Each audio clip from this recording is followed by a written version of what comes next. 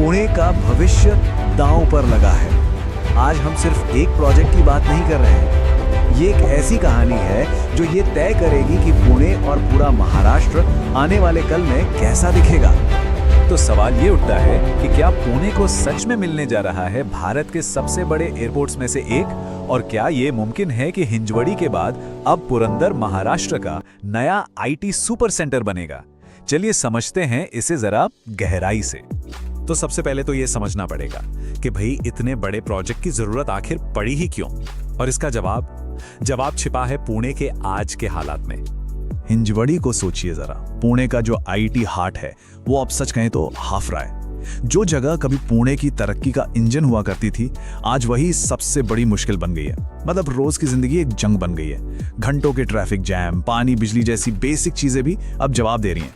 और सबसे बड़ी टेंशन की बात यह है कि कंपनियों के पास फैलने के लिए, एक्सपैंड करने के लिए जरा भी जगह नहीं बची है। सिचुएशन इतनी सीरियस हो गई थी कि कुछ कंपनियां तो अपना बोरिया बिस्तर बांधकर पुणे छोड़ने तक का मन बना रही थी।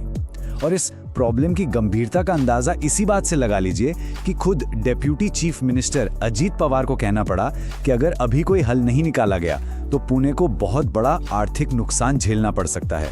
मतलब मामला वाकई बहुत सीरियस था। और इसी अर्जेंसी, इसी जरूरत के बीच से जन्म होता है पुरंदर मेगा प्रोजेक्ट का। तो अब बात करते हैं उस जायंट सॉल्यूशन की, उस विशाल समाधान की, जिसका नाम है छत्रपति संभाजी राजे इंटरनेशनल एयरपोर्ट। और इसका स्केल देखिए, जमीन कितनी चाहिए, पूरी की पूरी 3000 एकड़। अब ये कितना होता है, इसका अंदाजा ऐसे लगाइए कि नवी मुंबई का जो एयरपोर्ट है ना, ये उससे भी डबल से ज्यादा है। अरे ये तो सिर्फ एक एयरपोर्ट नहीं, ये तो पूरा एक शहर बसाने लायक जमीन हो गई। और जाहिर है जब स्केल इतना बड़ा है तो मकसद भी उतना ही बड़ा होगा। प्लानिंग है इसे इंडिया का दूसरा सबसे बड़ा इंटरनेशनल एयरपोर्ट बनाने की। चलिए साइज को थोड़ा और समझते हैं। नवी मुंबई एयरपोर्ट, जिसका इतना नाम है, ये पुरंदर वाला प्रोजेक्ट उससे दोगुने से भी ज्यादा बड़ा होने वाला है।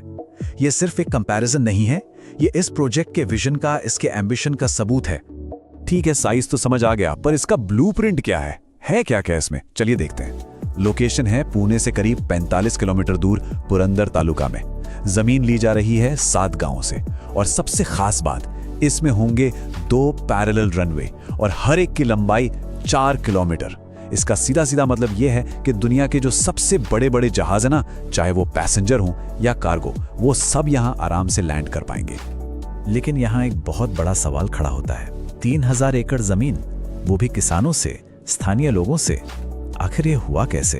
क्योंकि सब जानते हैं कि किसी भी बड़े प्रोजेक्ट में सबसे बड़ी चुनौती यही जमीन अधिग्रहण होती है। तो सरकार ने ये पहाड़ जैसा काम किया कैसे? इतने सारे किसानों को अपनी पीढ़ियों की जमीन देने के लिए राजी कैसे किया? और इसका जो नतीजा सामने आया नाम, वो सच में चौंकाने वाला था। सरकार ने जो किया वो कमाल था। करीब 95% किसान अपनी जमीन देने के लिए तैयार हो गए। ये एक जबरदस्त कामयाबी थी। तो सवाल फिर वही, कैसे? असल में यहां सरकार ने एक डबल स्ट्रैटेजी अपनाई। पहली चीज, किसानों को उनकी जमीन का जो मार्केट रेट था उससे 4 गुना ज्यादा मुआवजा ऑफर किया गया। और दूसरी चीज, और ये बहुत स्मार्ट मूव था, उन्हें एयरपोर्ट के पास जो नया शहर बसेगा उसमें एक डेवलप्ड प्लॉट देने का वादा भी किया गया।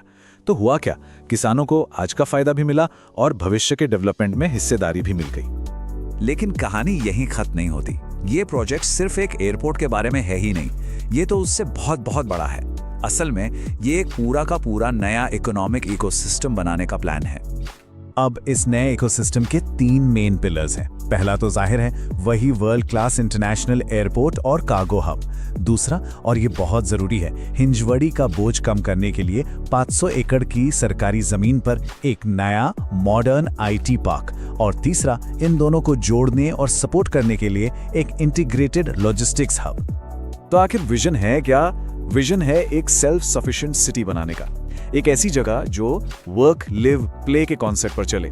मतलब आपके ऑफिस, होटल, मॉल, रहने की जगह, सब कुछ एक ही जगह पर इंटीग्रेटेड होगा।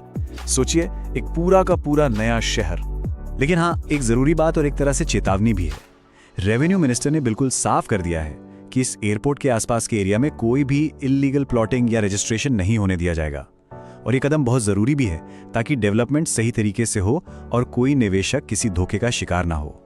तो ये सब सुनने के बाद मन में एक ही बड़ा सवाल घूमता है, क्या ये सपना सच हो पाएगा? देखिए, अगर ये प्रोजेक्ट टाइम पर पूरा हो जाता है ना, तो पुरंदर सिर्फ एक तालुका बनकर नहीं रहेगा। ये पुणे की और शायद पूरे महाराष्ट्र की नई इकोनॉमिक कैपिटल बन सकता है। पोटेंशियल तो इतना ही बड़ा है इसमें। पर असली सवाल तो वही है, क्या पुरंदर वाकई हिंजवड़ी का एक बेहतर ऑल्टरनेटिव साबित होगा, या फिर ये इतना बड़ा और शानदार सपना आने वाली चुनौतियों के जाल में उलझ कर रह जाएगा? खैर, इसका जवाब तो सिर्फ आने वाला वक्त ही देगा और हम सब इसके गवाह बनेंगे।